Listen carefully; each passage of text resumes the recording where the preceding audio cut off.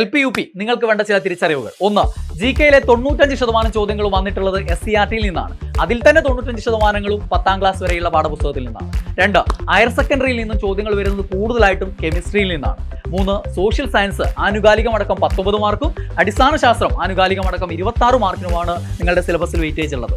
Psychology, English, Malayalam, ഗണിതം ഇതെല്ലാം കൂടെ 55 മാർക്കിനും സോഷ്യൽ സയൻസും ബേസിക് സയൻസും കൂടെ 45 മാർക്കിനുമാണ്. അതുകൊണ്ട് 55:45 അനുപാതം മനസ്സിൽ ഓർത്ത് വേണം നിങ്ങളുടെ പഠനം മുന്നോട്ട് പോകാൻ.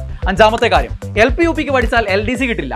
രണ്ടും കൂടി നോക്കുന്നവർ LDCയുടെ GK സിലബസ് ഫോളോ ചെയ്യണം. അതോടൊപ്പം LP-UPയുടെ മാത്സ്, ഇംഗ്ലീഷ്, മലയാളം, സൈക്കോളജി സിലബസും ഫോളോ ചെയ്യണം. ആറാമത്തെ കാര്യം, നിലവിലുള്ള സിലബസ് അനുസരിച്ച് SCERT പാഠഭാഗങ്ങളിൽ നമ്മൾ മുഴുവൻ പഠിക്കേണ്ടതില്ല. ചില ഭാഗങ്ങൾ മാത്രമേ സിലബസിൽ ഉൾപ്പെടുത്തിയിട്ടുള്ളൂ. 7, അടുത്ത തവണത്തെ പരീക്ഷയ്ക്ക് പുതിയ SCERT ബുക്കും പഴയ SCERT ബുക്കും നിങ്ങൾ തിരഞ്ഞെടുത്ത് പഠിക്കേണ്ടി വരും. എട്ടാമത്തെ പോയിന്റ്, ആദ്യ റാങ്കുകൾ കരസ്ഥമാക്കാൻ നമ്മൾ ചിട്ടയിലുള്ള ഒരു ലോങ് ടേം പഠനം നിർബന്ധമാണ്. ഒൻപതാമത്തെ കാര്യം, യഥാർത്ഥ PSC പരീക്ഷയ്ക്ക് മുമ്പേ, അതായത് LP-UPക്ക് മുമ്പേ കുറെ PSC പരീക്ഷകൾ എഴുതി നിങ്ങളുടെ സമ്മർദ്ദം നിങ്ങൾ ഒഴിവാക്കണം. അതുകൊണ്ട് ഇനി എല്ലാ PSC പരീക്ഷകൾക്കും അപേക്ഷിക്കുക, എഴുതുക. പത്താമത്തെയും അവസാനത്തെയും കാര്യം, പഴയ സിലബസ് പ്രകാരമുള്ള മുൻകാല ചോദ്യ പേപ്പറുകൾക്ക് ഇനി പ്രാധാന്യമില്ല.